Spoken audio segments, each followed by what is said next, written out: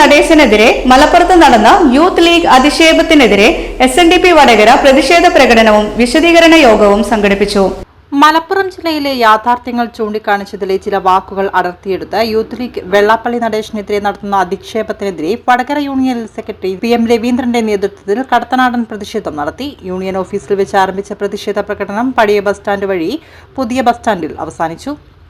പുതിയ സ്റ്റാൻഡിൽ നടന്ന സമാധാന വിശദീകരണ യോഗത്തിൽ union president MM Damodaran, director board മെമ്പർമാരായ ബാബു പൂതമ്പാറ, ചന്ദ്രൻ ചാലിൽ, റഷീദ് കക്കട്ട്, സൈബർ സേന സംസ്ഥാന കൺവീനർ ജയേഷ് വടകര, പ്രമോദ് ചോറോട്, ദിനേശ് മേപ്പയിൽ, രവി അടിയേരി, കുമാരൻ വളയം, ഗീത രാജീവ്, അനിത സജീവൻ, ഷൈനി സജീവൻ, അനീഷ് കുനിങ്ങാട്, രജനീഷ് സിദ്ധാന്തപുരം എന്നിവർ പങ്കെടുത്തു.